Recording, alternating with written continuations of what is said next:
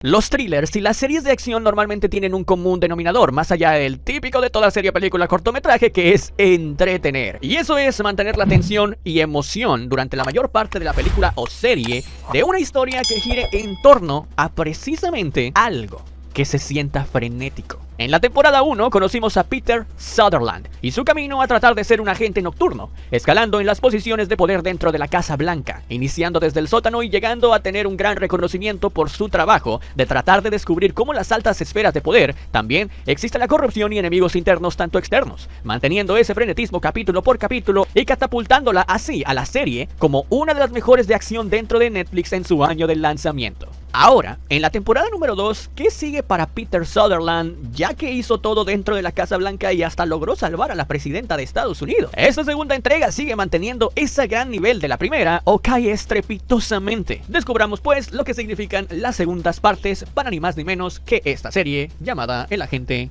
Nocturno.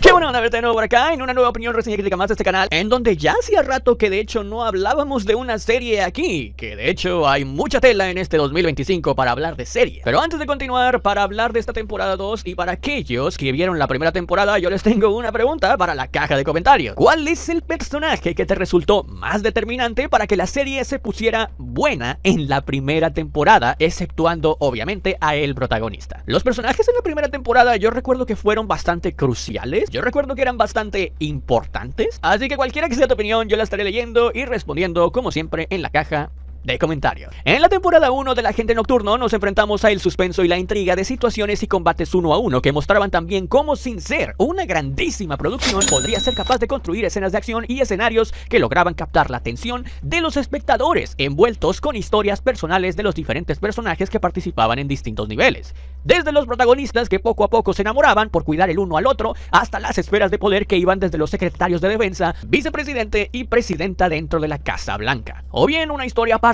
que luego se involucraría con la principal, con personajes como Maddie Redfield o los criminales que tenían en la mira a los protagonistas y que eran amantes a la vez. Un juego grandísimo de gato y el ratón que cada vez iba incrementando su volumen tipo bola de nieve, haciendo que el problema llegase hasta un atentado contra la presidenta de Estados Unidos en esta segunda temporada, y creo que fue el primer error. Es el hecho de que pareciera que realmente supieron y obviamente funcionó el esquema, la estructura que usaron en la primera temporada y que lo agarraron igualito así como estaba y lo intentaron pegar, pero con diferentes historias y personajes en otra escala de poder. A veces funciona hacer eso, a veces no. El tema es que nos estamos refiriendo simplemente a la estructura. Después del cliffhanger con la que nos dejó el final de la temporada 1, Peter finalmente sería contratado como agente nocturno y emprendería un viaje a su siguiente misión. Que nada más iniciar esta segunda temporada, vemos precisamente esa misión. Sí, eso es bueno, nada más empezar otra vez con acción, como nos tenía acostumbrados, y planteando nuevas interrogantes sobre lo que estábamos viendo. No obstante, la serie seguiría el camino de despejar dudas conforme avancen los capítulos, a la vez que te va contando la nueva historia,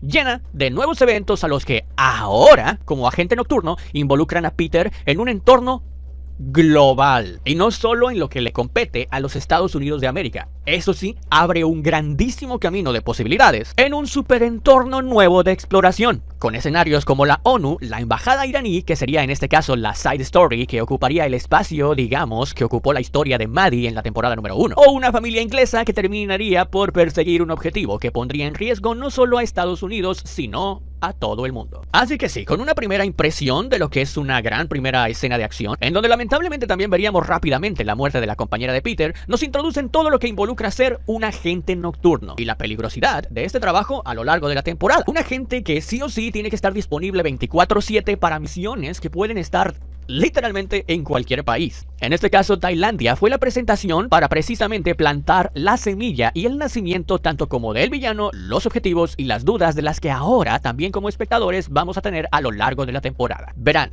siento que esta especie no quiero decir copia y pega de lo que tuvo la primera temporada, pero sí súper parecida, le hace al espectador no sorprenderse tanto con los sucesos bomba que ocurren en ciertos episodios como plot twist. Me explico. Peter y Rose en esta temporada seguirán el mismo transcurso de trabajar juntos hasta resolver el problema, lo cual los pone en peligro a ambos, sí, no importa cuántas veces Rose diga que va a regresar a California en toda la serie. Rose nuevamente se convierte en la chica de la computadora. Peter otra vez tiene que aislarse e irse por su cuenta porque no confía en nadie. Toda la trama iraní pareciera que está de más ya cuando la ves en retrospectiva, una vez finalizada la temporada, y ayudan un poco a Peter y Rose, pero hay consecuencias por ello. Mismas transiciones con lo que sucedía con Maddie precisamente. Y Catherine sustituye a Diane Farr como la que ahora le da órdenes a Peter, y durante la temporada nuevamente se insinúa como si ella fuera la mala o hubiera algo que ella esconde. Todos estos aspectos, aunado a que hay una gran expansión de tiempo para contarte los contextos, las situaciones y presentarte nuevos personajes para que precisamente tú te adaptes a estas nuevas historias. Es bastante, de verdad, bastante tiempo que se pierde en mucho texto. Todo ello hace que se pierda la emoción que la temporada 1 sí tenía, y que si había algo que copiarle a la temporada 1 era eso, ya que aquí sí se siente un bajón tremendo en cuanto a la acción y el frenetismo, que a veces es un capítulo sí y 3 no, y luego 1 sí y luego otros 4 no,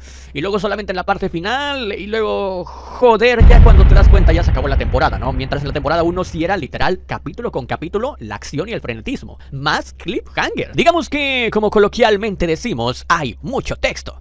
Peter Sutherland tendría que haber cumplido con el propósito y el cliffhanger que nos dejó el final de esta temporada número 1. Esa intriga de saber cómo funciona y opera un agente nocturno. En esta temporada 2 sí lo vemos físicamente. Sin embargo, las escenas y los problemas a los que se tiene que enfrentar son iguales en cuanto a presentación y estructura que la primera temporada, pero en otra escala. La relación Peter más Rose ya no es un aditivo, sino una herramienta a la cual ya nos acostumbramos. No hay una motivación extra para descifrar en nuestra mente y adelantarnos a las expectativas de lo que nos imaginamos que va a suceder conforme a lo que se muestra, lo que hace que no nos sorprenda, lamentablemente. Traiciones, aciertos, desaciertos y relaciones peligrosas. El tema de saber quién está detrás de todo esto y por qué se sacrifica por tener una cantidad de villanos y crear problemas por resolver en cada capítulo. Es una línea que se desata en el primer capítulo y luego forma un laberinto en donde ya no sabes en quién confiar, pero aún así tenemos 3 villanos esta temporada. Jacob Monroe como el titiritero que mueve los hilos, pero nunca se explica cómo, ni se adentra lo suficiente en su historia como para que realmente sea algo memorable, sino un simple capo elegante, sí, que parece villano de caricatura o típico de una película de acción cliché.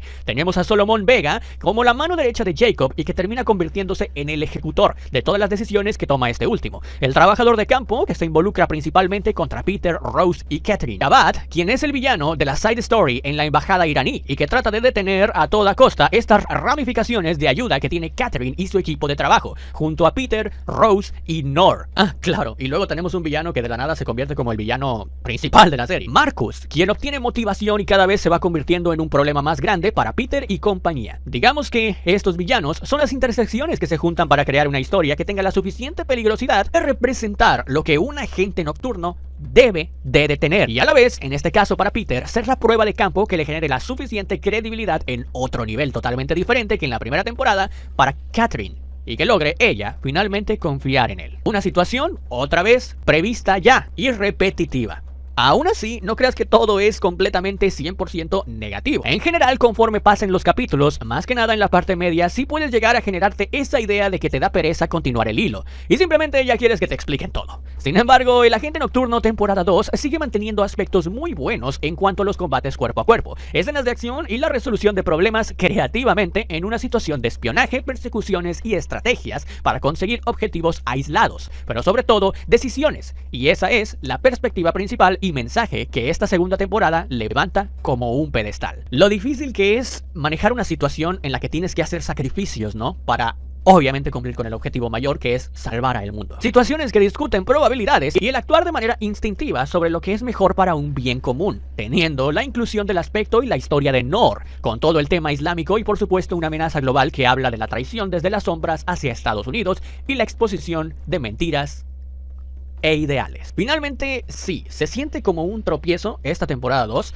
No le llega al nivel de la primera, sí, pero no termina tan bien, más que nada de cerrar una cosa importante que abrió desde el primer capítulo, de hecho, y que es algo que se siente que han venido arrastrando desde los primeros episodios de la primera temporada y no lo han podido finiquitar. ¿Quién y por qué? ¿O qué es lo que hizo tan relevante el padre de Peter Sutherland para que eso siempre sea el punto de quiebre de nuestro protagonista? Está bien la acción, el suspenso y el drama político. Sin embargo, esta serie lleva 2 temporadas completas moliendo y haciendo que el dolor de cuerpo de Peter Sutherland sea bastante real por cargar con el peso de carrilear ambas temporadas. Un protagonista que a duras penas puede sobrevivir y llegar al siguiente nivel de peligrosidad. Un buen líder que sufre las consecuencias de sus acciones, pierde y gana gana batallas, pero que lamentablemente la historia de sus alrededores nunca lo han dejado en paz para poder resolver sus principales problemas y traumas personales, que son también cosas que le interesan bastante al espectador. La temporada 2 termina por ser honesta y discreta, y da muchas vueltas para llegar al final, pero mantiene el pulso con la audiencia. La acción y los encuentros no decepcionan para nada, pero con la vara tan alta de ser la serie más popular de acción, esta reducción terminará costándole un poco, tratando después de hacer un repunte con una trama que apunta a una temporada 3 final y que buscará un cierre digno. Muy bonito ver a las Naciones Unidas por dentro, muy bonito ver cómo hay agentes nocturnos literalmente en cualquier parte del mundo para esperar y hacer bien su trabajo, bueno, ni tan bien, y muy bonito ver los dilemas que se pueden presentar cuando estás intentando hacer un bien mayor por salvar a el mundo, y que literalmente ese es tu trabajo, ¿no? Yo aún así le tengo mucho cariño a esta serie, a pesar de, por supuesto, por todo lo dicho, esta vez darle a esta temporada número 2, ojo, solo la 2, porque la primera temporada ya la dijimos y ahí está, por si la quieren ver, o en la descripción del video, 2 estrellas como calificación personal. Y pues bueno, aún así digamos que es entretenida.